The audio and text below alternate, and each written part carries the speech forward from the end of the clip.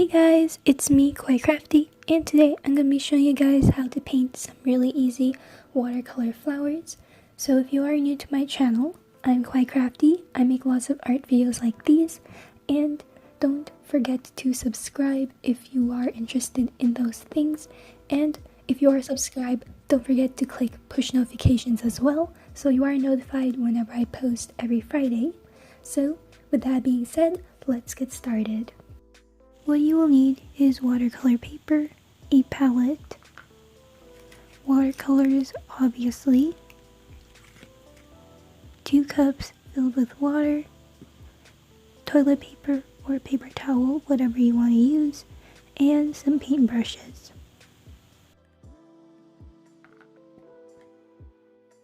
First we're going to paint a peony, so I'm going to be mixing a cotton candy really light pink. So once I do that, I'm going to grab my angled brush and I'm going to start making very frilled looking petals, just making it in a wide circle. I'm going to be starting with the outer petals and I'm going to work inward, letting each layer dry.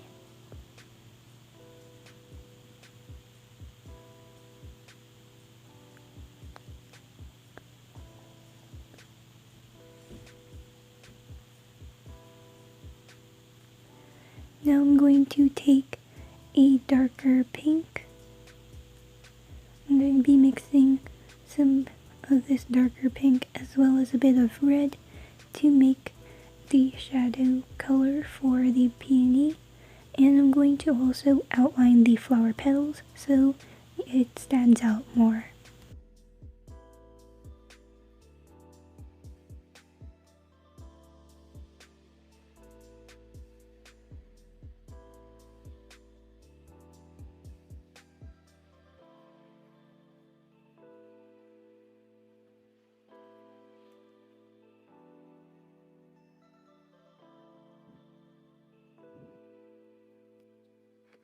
Next is a snowdrop, so I'm going to grab some green and mix a mint green.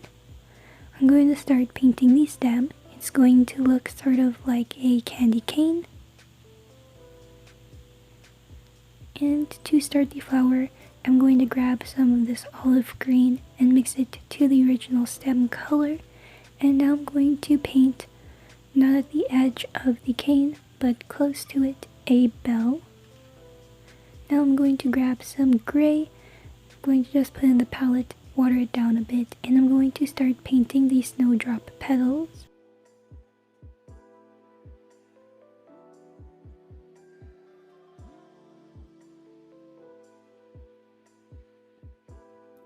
Once that has dried, I'm going to take some water and start softening the lines so that it creates more of a shadow rather than just an outline.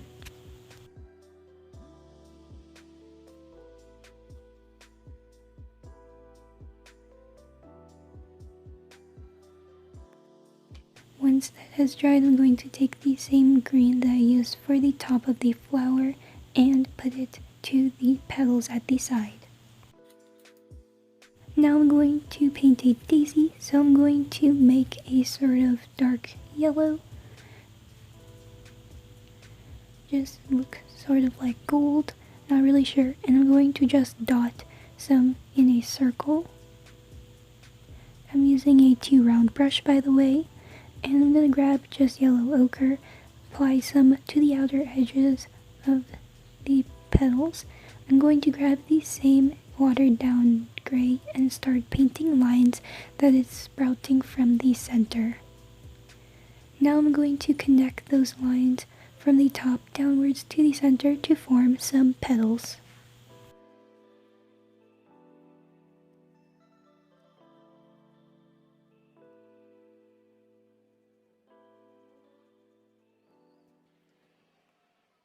Once that is dried, I'm going to take some water and water down the lines so that it looks more like a shadow rather than an outline.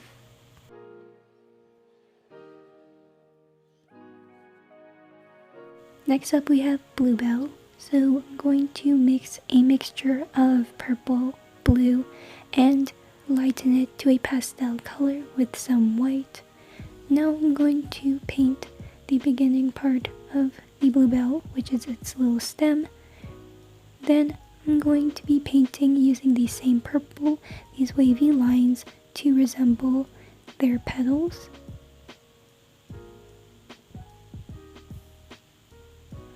Now I'm going to mix a bit more blue to the mixture, and I'm going to apply it to the base of the flower and create some shadows with it, as well as outline the petals.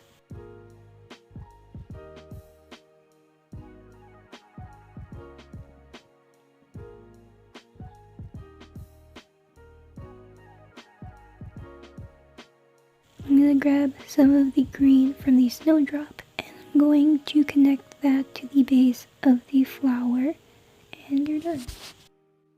Now we're going to paint a tulip, so I'm going to mix a reddish pink color.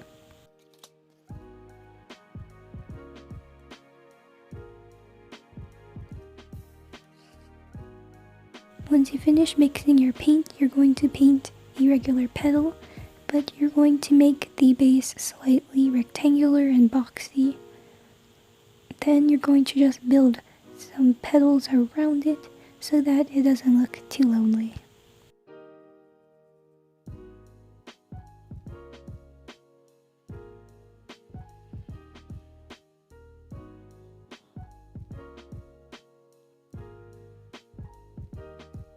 Now I'm going to add a bit of red to the mixture so that the petals can have a few shadows here and there and make it look more 3D rather than just a painting on paper.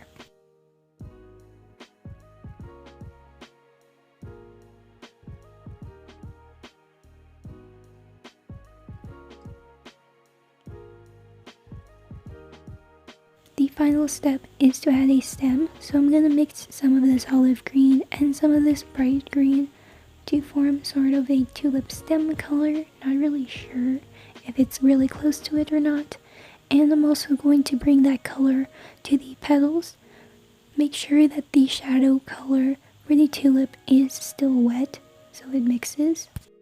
Now we have a still bee, which is super simple to make, so I'm going to mix a nice cotton candy color like the peony, and I'm going to start dotting a lot of dots to form the still bee, which this one's pretty simple and easy, but it also looks pretty cute. Now you're only going to go about 3/4 of the original flower. You're going to wipe your brush off and start by grabbing an olive green to start the stem.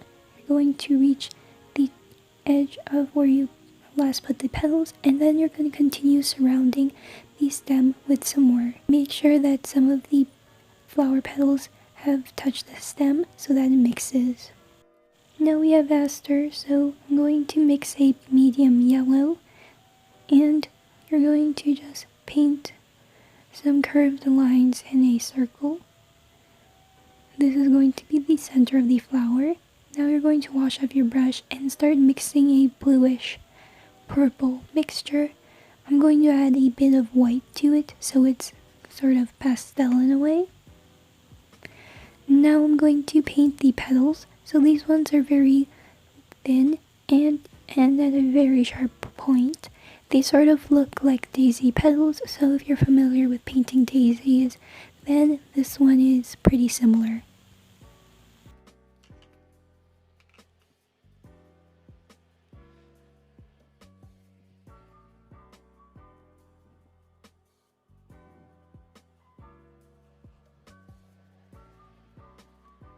To add a bit of depth, I ended up adding some yellow ochre to the center, and I tried to paint some more petals to the center, but I didn't make the paint dark enough. I tried painting some petals on the outside instead, but that didn't work because it looked more like a shadow. So I ended up just giving up and painting the stem. So I'm going to take some olive green and a bright green to make the stem. I also painted some leaves to make the flower less lonely.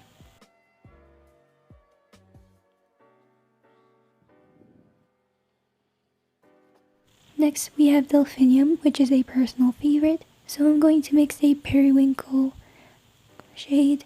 It's more of a blue rather than purple, but there's still a bit of purple inside. Then I'm going to add a bit of white to it to make it pastel.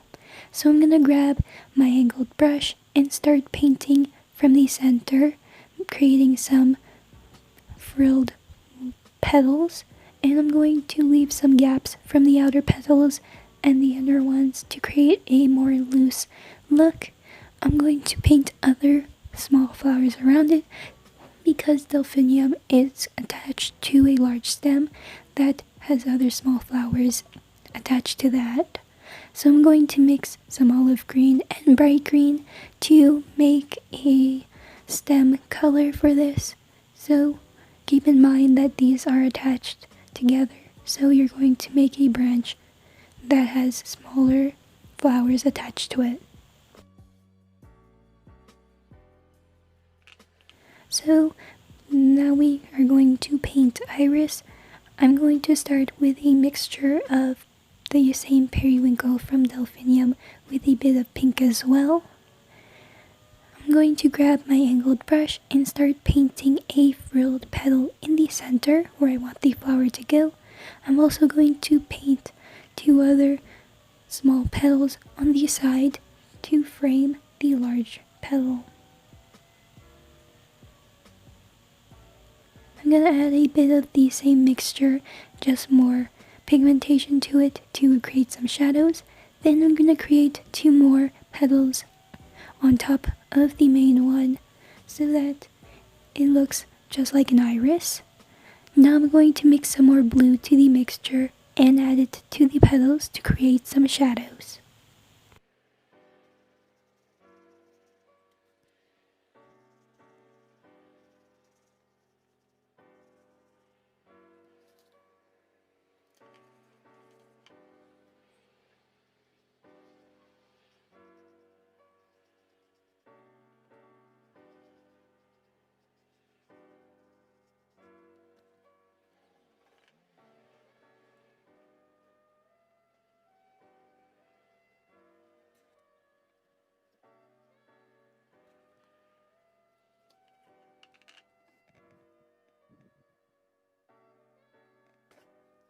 And the last one is Star of Bethlehem, so I'm going to mix some of this medium yellow and I'm going to paint a 6-petal flower in the center.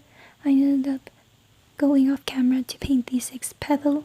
I also added some yellow ochre and some burnt umber to the middle. Then once that is dried, I'm going to take some gray and start painting the inner petals first. I ended up extending the petals since they weren't to my liking.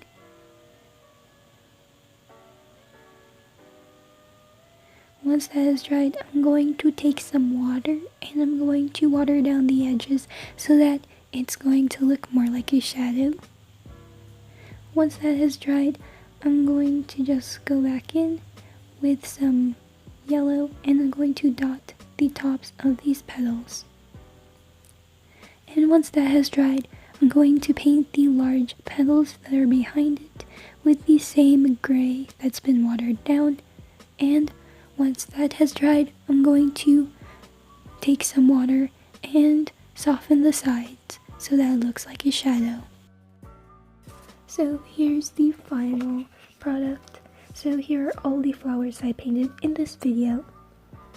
If you guys did enjoy, please do give me a thumbs up. If you didn't, then give me a thumbs down. Please do let me know how you feel. And if you have any feedback, comments, or suggestions, make sure to do so in the comments section down below. If you are new, as I've said in the beginning of this video, please do consider subscribing and join the kawaii family. And if you are subscribed, don't forget to click push notifications so you are notified whenever I post. I hope to see you guys in my next video, and don't forget to be kind and be kawaii. Bye!